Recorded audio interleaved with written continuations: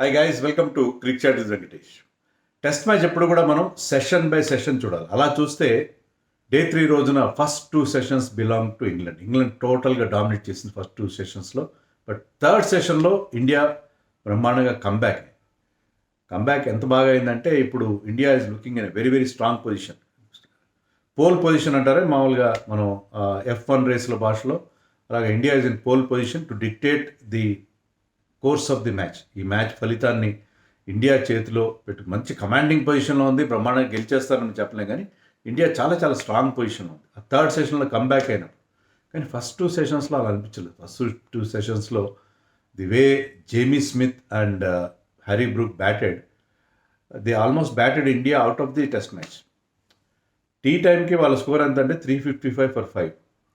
ఆ టైంలో ఏమనిపించిందంటే India score 587 వాళ్ళు ఓవర్టేక్ చేస్తారు, 600 ఆడిపోతారు, వాళ్ళకి లీడ్ కూడా వచ్చేస్తుంది అన్నంత స్థాయిలో వాళ్ళిద్దరూ డామినేట్ చేశారు. ఇండియా క్లూలెస్ అయిపోయింది, వికెట్ రావట్లేదు, ఏంటబ్బా అనే పరిస్థితిలో సెకండ్ న్యూ బాల్ మనల్ని ఆదుకుంది. సెకండ్ న్యూ బాల్తో ఆకాశ్దీప్ 2 వికెట్లు తీశాడు. తర్వాత సిరాజ్ మియా టెయిల్ని టపా అవుట్ చేశాడు. దాంతో ఏమైందంటే ఇండియాకి ఒక మంచి లీడ్ వచ్చింది. 180 రన్స్ సబ్స్టాన్షియల్ లీడ్ వచ్చింది. దాంతోపాటు ఆట ముగిసే సమయానికి ఇండియా 64 for 1. అంటే మన లీడ్ని ఎంతకు పెంచారు? 244 రన్స్ లీడ్ ఉంది India. 244 runs with 9 wickets in hand. రేపు ఇండియా చేయాల్సింది ఏంటంటే ఇంకొక అబౌట్ 244 కదా, దానికి ఒక 250 రన్స్ యాడ్ చేయండి, లేకపోతే 200 యాడ్ చేయండి. 200 యాడ్ చేసి ఒక 450 రన్స్ టార్గెట్ వాళ్ళ ముందు ఉంచితే విత్ రేపు లాస్ట్ ఒక 1 hour ఆట, తర్వాత ఫుల్ డే ఆన్ డే 5. వర్షం కొంచెం ప్రమాదం కనిపిస్తుంది. వర్షం వచ్చినా సరే పెద్దగా ఆటకు అంతరాయం కలగకపోవచ్చు. సో ఇండియా స్ట్రాంగ్ పొజిషన్లో ఉంటుంది, చాలా చాలా స్ట్రాంగ్ పొజిషన్లో ఉండే అవకాశం ఉంది. So the day belongs to 3 people. ఒకరు జేమీ స్మిత్ ఏమన్నాడు అతను? ఇంగ్లాండ్ బ్యాటింగ్లో ఉన్న టాలెంట్కి అతను ఒక పెద్ద నిదర్శనం. ఫస్ట్ టెస్ట్లో కూడా చాలా బాగా ఆడాడు, కానీ ఇక్కడ అతను రెచ్చిపోయాడు. ఐ థింక్ 188 నాట్అవుట్ ఎంతో అతను ఆట ముగిసే సమయానికి. అండ్ ఈ బ్యాటెడ్ బ్రిలియంట్ బ్యాటింగ్ అతని నుంచి. అండ్ హ్యారీ బ్రూక్ అతనుకున్న క్లాస్ మనకు తెలుసు, అతనుకున్న టాలెంట్ మనకు తెలుసు. వాళ్ళిద్దరూ కలిసి 300 runs partner, 305 runs they added. ఆ స్టేజ్లో India was nowhere in the game. ఆ స్టేజ్ నుంచి మనం బ్రహ్మాండంగా కంబ్యాక్ అయ్యాం. సిరాజ్ని మెచ్చుకోవాలి. Siraj started off the day beautifully. Siraj starting second over of the డేలో వరుసగా 2 wicket, important Joe Root wicket తీశాడు. జో రూట్ వికెట్లో అతని గ్రేట్నెస్ ఏం లేదు, ఎందుకంటే లెగ్ సైడ్ ఒక ఫైన్ టికల్, అది రిషబ్ పంత్ మంచి క్యాచ్ పట్టాడు. తర్వాత ఒక మంచి స్నాటర్ సడన్గా టేక్ ఆఫ్ అయింది ఆ డెలివరీ. ఆ బాల్తో నెక్స్ట్ బాల్కి బెన్ స్టోక్స్ని అవుట్ చేశాడు. ఆ స్టేజ్లో 84 for 5 అనుకుంటా. 84 for 5 దగ్గర మనం చాలా చాలా స్ట్రాంగ్ పొజిషన్లో కనిపించాం. ఇంకేంటి, ఇంగ్లాండ్ మనకు ఆల్రెడీ 580 రన్స్ ఉన్నాయి, ఇంకా 500 రన్స్ మార్జిన్ ఉంది. ఆ స్టేజ్లో వేరే టీం ఏదైనా సరే కొంచెం తడబడదు, ఎందుకంటే ఆ స్కోర్ బోర్డ్ ప్రెషర్, 5 వికెట్స్ పోయినాయి, 500 రన్స్ వెనకబడి ఉన్న పరిస్థితుల్లో ఏ టీం అయినా కూడా ఆ తత్తరపాటుకు లోనవుతుంది. కానీ not this English team. Bazball అనండి, లేకపోతే వాళ్ళకున్న టాలెంట్, బికాస్ హ్యారీ బ్రూక్ ఎలాంటి టాలెంటో మనకు తెలుసు. And Jamie Smith batted wonderfully. అతను మన బౌలర్స్ మీద, ముఖ్యంగా ప్రసిద్ధ్ కృష్ణ అని అతను మీద అతను చేసిన కౌంటర్ అటాక్, ఆ ఎదురుదాడి అనేది, ఆ స్టేజ్లో ఎదురుదాడి చేయడం అనేది బ్యాస్ బాల్ వల్లే సాధ్యం, బ్యాస్ బాల్ టాక్టిక్ వల్ల. ఇక్కడ ఒక ఓవర్లో 4 4 6 కొట్టాడు. And I think Prasidh Krishna first spell of the day went for 50 runs, అంటే 5 overs 50 రన్స్ ఎంతో, అంటే ఓవర్కి 10 రన్స్ ఇచ్చాడు, ఏదో T20 మ్యాచ్లో ఇచ్చినట్టుగా. అంటే he started bowling those bouncers, ఎందుకంటే ఫస్ట్ ఇన్నింగ్స్లో బౌన్సర్కి అవుట్ అయ్యాడు, అందుకని అదే బౌన్సర్ టాక్టిక్ కంటిన్యూ చేశాడు. కానీ ఈసారి అది క్లిక్ కాదు. సో బౌన్సర్ల మీద బౌన్సర్లు వేయడం, అతను దాన్ని హుక్ చేయడం, పుల్ చేయడం, రన్స్ కొట్టుకోవడం. సో బౌన్సర్ టాక్టిక్ అస్సలు ఏమాత్రం పనిచేయలేదు. అండ్ బిఫోర్ లంచ్ అతను సెంచరీ కంప్లీట్ చేసుకున్నాడు. సెంచరీ బిఫోర్ లంచ్ అనేది ఒకప్పుడు చాలా గ్రేట్ థింగ్. ఐ థింక్ ఈ కంప్లీట్ సెంచరీ 80 balls. సో అంత ఫాస్ట్ సెంచరీ అతను చేయడం, హ్యారీ బ్రూక్ అతను సపోర్ట్ ఇవ్వడం, మన బౌలర్స్ ఎవ్వరు నో బౌలర్ లుక్, అంటే సిరాజ్ ఆ ఫస్ట్ స్పెల్ తర్వాత Siraj still bowled in very disciplined manner. But మన స్పిన్నర్స్ ఉన్నారే, జడేజా అండ్ వాషింగ్టన్ సుందర్ చాలా ఇన్ఎఫెక్టివ్ అనిపించారు. అండ్ ప్రసిద్ధ్ కృష్ణ గురించి చెప్పేదే ఉంది. Akashdeep I think before lunch తర్వాత తను ఫస్ట్ స్పెల్ తర్వాత తను బౌలింగే చేయలేదు. సో వాళ్ళకి అసలు మన టాక్టిక్స్ ఏంటో అర్థం కాలేదు. 172 రన్స్ వచ్చాయి బిఫోర్ లంచ్. కానీ లంచ్ తర్వాత మన వాళ్ళ టాక్టిక్స్ ఏంటంటే నెగిటివ్ బౌలింగ్, వైడ్గా బౌలింగ్ వేయడం, నెగిటివ్ లైన్స్ వేయడం. దానివల్ల లంచ్ బిఫోర్ 6.3 రన్స్ ఇచ్చారు ఓవర్కి. అంటే చాలా ఎక్కువ కదా, 6.3 రన్స్ టెస్ట్ మ్యాచ్లో ఓవర్కి ఇవ్వడం చాలా ఎక్కువ. 172 రన్స్ వచ్చింది. సెకండ్ దాంట్లో సెషన్లో మనకు ఒక్క వికెట్ కూడా రాలేదు. ఫస్ట్ సెషన్లో 2 వికెట్లైనా వచ్చాయి బిగినింగ్లో, ఒక్క వికెట్ కూడా రాలేదు. వాళ్ళకి డామినేషన్ కంటిన్యూ అయింది. ఇద్దరు హ్యారీ బ్రూక్ సెంచరీ కంప్లీట్ చేసిన, ఇద్దరు 150 దాటేశారు. కానీ రన్స్ రెస్ట్రిక్ట్ చేశారు, 3.7 రన్సే ఇచ్చారు ఓవర్కి. కానీ నెగిటివ్ బౌలింగ్ చేశారు, defensive bowling, total defensive fields, defensive bowling. అంటే చేతులు ఎత్తేసారు, మేము వికెట్లు తీయం, రన్స్ మాత్రం రెస్ట్రిక్ట్ చేస్తాం, మీరే షాట్స్ కొట్టండి, అవుట్ అవ్వండి.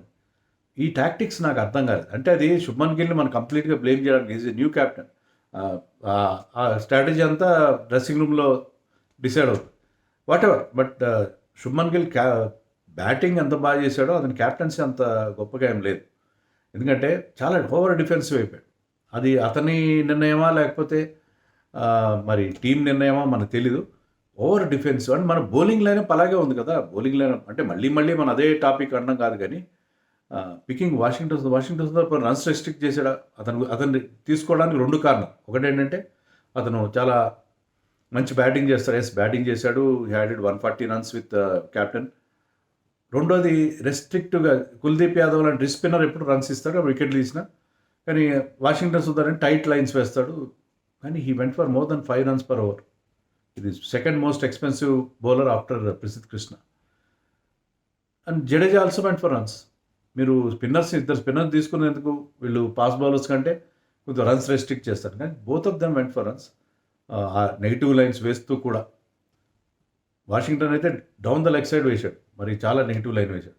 బట్ వాట్ ఎవర్, టోటల్గా ఆ సెషన్ అంతా కూడా మన బౌలింగ్ అంతా కూడా న్యూ బాల్ ఎప్పుడు వస్తుందా అని వెయిట్ చేయడంలోనే సరిపోయింది.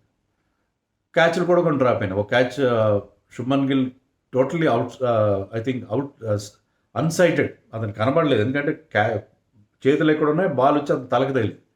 సో అతనికి టోటల్ అన్సైటెడ్ అని. కొన్నిసార్లు ఇంగ్లాండ్లో అవుతుంది అలాంటి పరిస్థితి. ఒకసారి రిషబ్ పంత్ ఒక షార్ప్ ఛాన్స్ నితీష్ రెడ్డి బౌలింగ్లో, ఈజీ క్యాచ్ ఏం కాదు, బట్ ఆ లో క్యాచ్ తీసుకోవాలి. వాషింగ్టన్ సుందర్ ఒక కాటన్ బాల్ డ్రాప్ చేసి, అది కూడా చాలా లో క్యాచ్. అంత ఈజీ ఛాన్సెస్ కావాయి, but chances, definitely chances. So catching కుదరలేదు, తర్వాత బౌలింగ్ నెగిటివ్గా ఉంది. సెకండ్ సెషన్ అయ్యేసరికి India look down and out. అంత డిఫెన్సివ్గా కుల్దీప్ యాదవ్ ఉంటే ఎంత బాగుండేది అనే విషయం క్లియర్ కాదు. ఎందుకంటే హ్యారీ బ్రూక్ స్పిన్ సరిగ్గా ఆడలేడు. కుల్దీప్ యాదవ్ లాంటి ఒక చైనామన్ బౌలర్ ఈవెన్ అనే ఫ్లాట్ వికెట్, చాలా ఫ్లాట్ వికెట్ కూడా ఎఫెక్టివ్ అనిపించేవాడు, ఎందుకంటే అతనికి ఉన్న వేరియేషన్స్ వల్ల. అండ్ జేమీ స్మిత్ లాంటి ఎప్పుడు కుల్దీప్ యాదవ్ ఆడలేదు. ఇంగ్లాండ్ టెయిల్ ఎండర్స్ కూడా ఇబ్బంది పడినారు. వాట్ ఎవర్, సరే సెకండ్ సెషన్ అలాగే. థర్డ్ సెషన్లో న్యూ బాల్ మన చేతికి వచ్చింది. వచ్చి రావడంతోనే Akashdeep castled Harry Brook and removed, immediately removed Chris Woakes. And Siraj వచ్చి ఆ స్పెల్లో మిగతా టెయిల్ ఎండర్స్ని వచ్చేస్తారు. సో 20 runsలో ఫ్రమ్ 387 దగ్గర 6th వికెట్ పడింది అండ్ 407కి ఇంగ్లాండ్ ఆల్అౌట్. So 20 runs. మన ఇండియా ఎలా కొలాప్స్ అవుతుందో పేక మేడల్లాగా అలాగా ఇంగ్లాండ్ కొలాప్స్ అయింది, because thanks to those 2 bowlers. Siraj got 6 wickets. His best bowling, 6 for 70, best bowling in test match. ఇంగ్లాండ్లో ఫస్ట్ 5 wicket haul అతనికి. గతంలో లార్డ్స్ టెస్ట్లో ఐ థింక్ 2 innings-లో 4 wickets తీసి ఆ విన్లో చాలా కీ రోల్ ప్లే చేశాడు 3 or 4 years back. బట్ ఇక్కడ అతను 6 wickets తీసి ఫస్ట్ చాలా డిసిప్లిన్డ్ బౌలింగ్ చేశాడు. అంటే బుమ్రా లేకపోయినా అతను he enjoyed that leadership role as the key bowler, leader of the ప్యాక్గా ఆ రోల్ ఎంజాయ్ చేశాడు. ఈ bowled brilliantly and discipline bowling అతని నుంచి. ఎందుకంటే అతను చాలా వేవర్డ్గా బౌలింగ్ అది చూసాం, కానీ ఇక్కడ చాలా డిసిప్లిన్ బౌలింగ్ చేశాడు. Akashdeep always very good with the new ball, Akashdeep. So వీళ్ళిద్దరి కాంబినేషన్. నాకు ఇక్కడ క్వశ్చన్ ఏంటంటే, what I would like to ask our so called selectors or team management, Akashdeep ఇంత మంచి బౌలింగ్ వేస్తున్నప్పుడు ఫస్ట్ టెస్ట్లో అతను ఎందుకు పక్కన పెట్టారు? Why you preferred Prasidh Krishna? First టెస్ట్లో బుమ్రా ఆకాష్దీప్ ఉంటే Siraj as the third seamer బ్రహ్మాండంగా ఉండేది. బుమ్రా ఆకాష్దీప్ స్టార్ట్ చేస్తుంటే bowling, Akashdeep would have been a perfect foil for Bumrah. We're looking forward to last test. Bumrah, Akashdeep and Siraj ఎంత బాగుండేది. ఎందుకు పక్కన పెట్టారు? ఏం సెలెక్షన్ చేస్తున్నారు మీరు? నాకు అర్థం కాదు. ఏమనంటే నువ్వు గౌతమ్ గంభీర్కి ఎగేన్స్ట్ అంటారు. ఎగేన్స్ట్ అంటే ఇదే కదా కారణం. ఆకాష్దీప్ని ఫస్ట్ టెస్ట్లో ఎందుకు ఆడించలేదు అండ్ కుల్దీప్ని ఈ టెస్ట్లో ఎందుకు ఆడించలేదు? నాకు ఏం అర్థం కావట్లేదు. ఆకాష్దీప్ వాళ్ళిద్దరు, Akashdeep got 4 wickets, Bumrah got Siraj got 6 wickets. So వాళ్ళిద్దరే వికెట్లు వచ్చినాయి.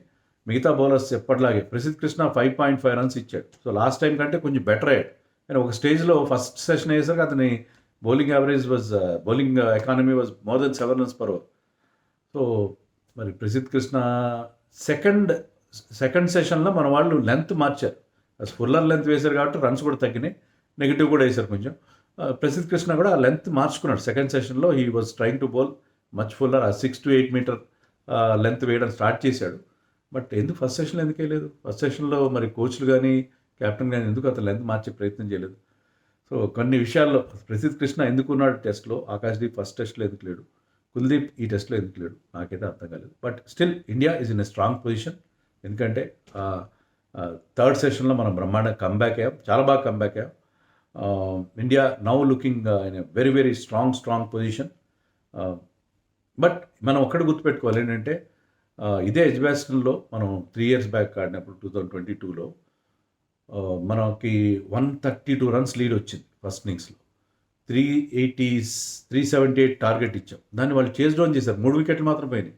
బేస్టోస్ ఆ మ్యాచ్లో అప్పుడు అతను కీపర్ కాదు, కానీ కీపర్ బ్యాట్స్మెన్ కదా ఒరిజినల్గా. అతను ఆ మ్యాచ్లో కీపర్ కాదు. ఐ థింక్ ఆ మ్యాచ్లో శామ్ బిల్లింగ్స్ కీపింగ్ చేశాడు. బట్ అలాగే ఇక్కడ జేమీ స్మిత్ ఇప్పుడు ఉన్న ఫామ్లో, హ్యారీ బ్రూక్ ఉన్న ఫామ్లో మీరు 400 ఇచ్చినా టార్గెట్ వాళ్ళు కొట్టేస్తారు. 450 ఇచ్చినా కూడా 450 ఇస్తే కొంతవరకు 450 ఇచ్చి టైం చాలా రెస్ట్రిక్ట్. అంటే ఓవర్కి 6 runs ఆ టైంలో ఇవ్వాలి. ఏమాత్రం ఛాన్స్ తీసుకున్నా ఇంగ్లాండ్ ఈ బాల్స్లో కష్టం. అంటే వాళ్ళున్న ఫామ్, మీ వికెట్ ఈజ్ ఫ్లాట్. అందులో మీ బౌలింగ్ తెలుసు కదా, న్యూ బాల్తో తప్ప మీరు ఎఫెక్టివ్గా లేరు. ఆ స్టేజ్లో రేపు ఇండియా చాలా మంచి బ్యాటింగ్ చేయాలి, మళ్ళీ కొలాప్స్ అవ్వకుండా ఉండాలి. మరి అంటే రాహుల్ అని, కెప్టెన్ గిల్ కానీ, రిషబ్ పంత్, కరుణ్ నాయర్ వీళ్ళందరూ మంచి బ్యాటింగ్ చేయాలి. Already we last Yashasvi Jaiswal. So రేపు ఫస్ట్ సెషన్ చాలా ఇంపార్టెంట్. ఫస్ట్ సెషన్లో మనం ఎక్కువ డ్యామేజ్ లేకుండా ఉంటే ఐ థింక్ మనం అనుకున్న 450, మినిమం 450, మ్యాక్సిమం 500 టార్గెట్ ఇవ్వాలంటే మనం రేపు కొంచెం పాజిటివ్గా ఆడాలి. Match is very much open. వర్షం ప్రమాదం కూడా ఉంది, డ్రా అయ్యే అవకాశం కూడా ఉంటుంది. So all 3 results are possible. But India చాలా స్ట్రాంగ్ పొజిషన్ అన్నట్టుగా పోల్ పొజిషన్లో ఉంది, thanks to Siraj Mian and Akashdeep. And మిగతా బౌలర్స్ గురించి ఎంత తక్కువ చెప్తే అంత మంచిది. అండ్ నాకు అర్థం కాదు అంటే, ఆ రఫ్లో బౌలింగ్ చేయడానికి Jadeja was not bowling the rough. Washington Sundar round the wicket వచ్చి రఫ్లో బౌలింగ్ వేస్తుంటారు. ఆఫ్ స్పిన్నర్ ముఖ్యంగా రైట్ హ్యాండర్స్కి వేసినప్పుడు అది బయటికి వెళ్తుంది. కానీ అదే లెగ్ స్పిన్నర్ వేస్తే ఇంకా ఇబ్బందిగా ఉంటుంది, అతను లోపలికి వస్తుంది బాల్. మరి ఎందుకని అలా? ఆ టాక్టిక్స్ ఏంటో, కొన్ని టాక్టిక్స్ మనకు అర్థం కావు, కొన్ని సెలెక్షన్స్ మనకు అస్సలు అర్థం కావు. మీకు ఏమైనా అర్థమైతే కామెంట్స్లో చెప్పండి.